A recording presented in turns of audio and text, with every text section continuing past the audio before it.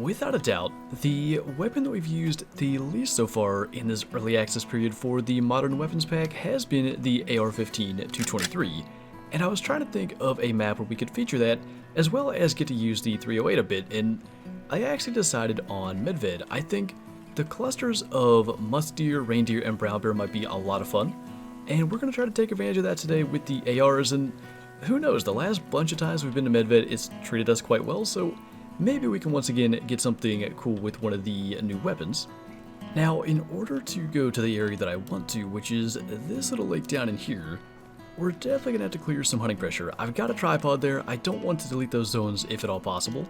And what better weapon to delete hunting pressure with than an AR-15? So we've got two Musk Deer kind of close here, actually three, if we can pull it off, but that one's kind of facing directly away from us. We'll try to go for the more difficult shot first. That tends to be the way to go, especially now that they basically don't lift their head when drinking.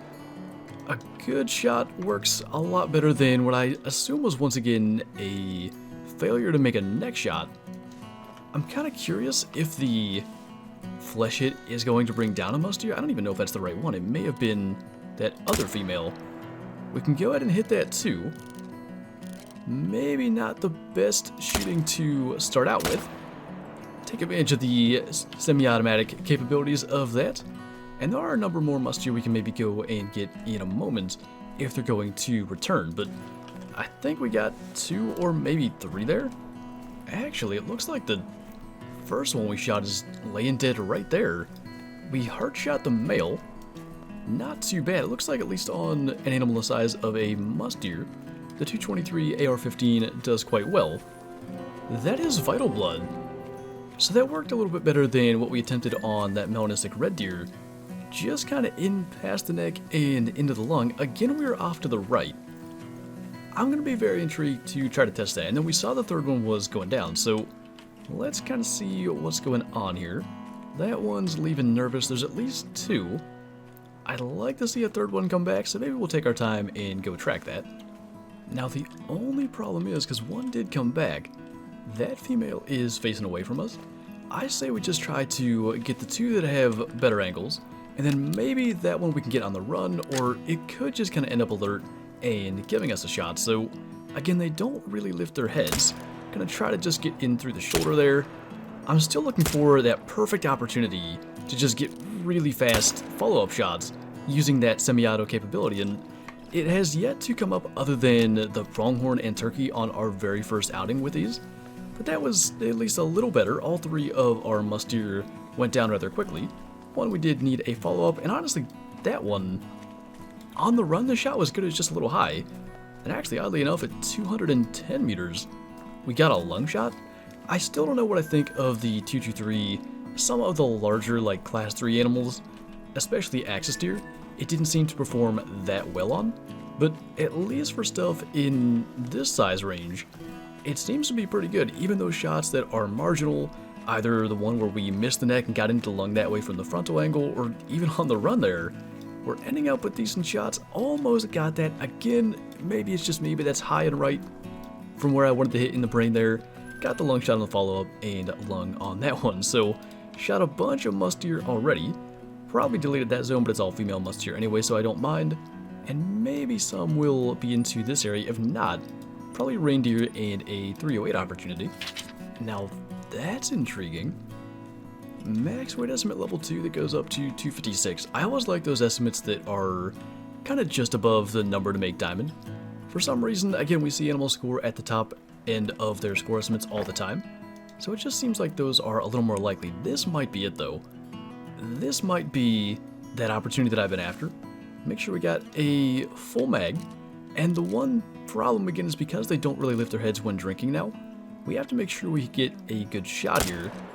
But that's kind of what I wanted to see. That one shot was probably vertebrae again. Got to get a little better at making those shots accurate.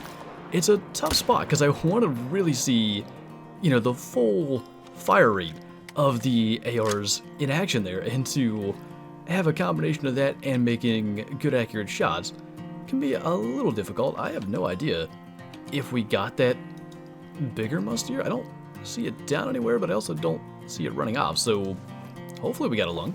He's down right up there, so obviously a level 1 is just going to be a silver. Must have been a good hit. In fact, I see the vital blood right there. So there's a slight chance this could be a level 2 diamond. There's actually one scooting off right up there for some reason. Another male. Rather small male.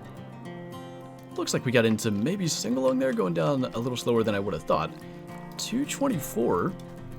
Not bad, about 25 shy of diamond still, but one of the better Musk Deer we've shot in a while.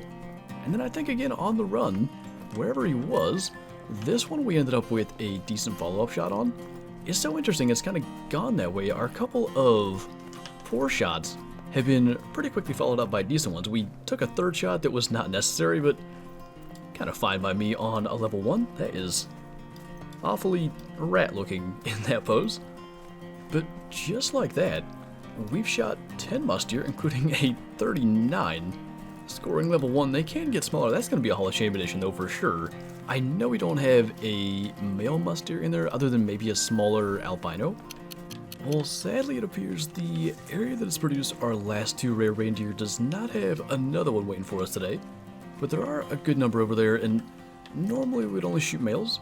I think there's only the one in there, but that kind of means we can select which one we want to shoot first, and then basically whatever our crosshairs fall on, we'll try to take out. And we may well delete a zone here, but if we do, that'll be all fine. So I'm going to attempt this next shot again. I'm going to try to scoot over a little bit further, maybe see if we can get a lung if we miss it.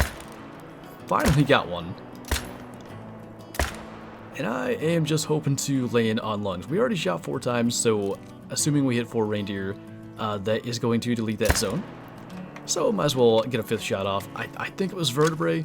Started to kind of dip down right as we shot. So we dropped the 1. I think, yeah, 1 went down there. We actually dropped the second one. So 3 out of the 5 shots resulted in an insta drop. That definitely isn't too bad. It just really is insane what these rifles can do. 338 gold on that guy, by the way. A lot of times on the reindeer grind, we haven't messed with that in a bit, but we end up struggling to get really any gold, so not bad to just stumble into one here as we're testing stuff out. That blood looks like maybe not the best. I don't know which that would have been. I think we'll just kind of send Sir 12 off. I saw based on the hunting pressure, we definitely got 4, maybe 5. That is pretty bright. I've got to say, I'm kind of conflicted. The one weapon out of these 3 that continues to perform every time we have it in our hands is the AR-10 308, and that of course is the one that I mentioned I wasn't sure that I would keep in my inventory long term, just because I hunt with a bolt action rifle in real life, and I guess if I were to conflate my 7mm Mod 8 in real life to an in-game weapon, it would be those class 4 to 8 rifles, so I'm just not sure what to think about that. I mean, the 223 did great on Musk Deer, but then again, they're kind of in the lower tier of animals in terms of how big of game you can take with it. So I'm not sure, but I want to go and try to find a better spot for brown bears, see if we can get a couple kind of clustered up, and just kind of use the 308 one last time. I'd say this is going to be our spot. We've got 3 kind of all grouped up there, and there's actually a couple others at this leg as well. That one might not flee. It's right at that 200 meter mark, so we'll pay attention to that. But we're going to try our best to get all 3. Now, the issue, of course, with brown bear is they stand up when they go alert, so it may be a little bit tough. Actually, that one did not even bother. Just straight up fled, so we'll kind of see what happened there. I do see that bear is still hanging around. Now, I think its neck is blocked by a tree. It went back to calm. I guess we'll just sort of attempt a shot and then try to get a second one in there too. Kind of the other potential option for using a semi-automatic weapon like this. And we do see it's going down, so we got that one for certain. There is hunting pressure here. We use the tripod. Hard to say if we got 1 or 2, but it looks like it did pretty well. And at this point, no surprise, the 308 did incredibly well. It brought down all 3 bears.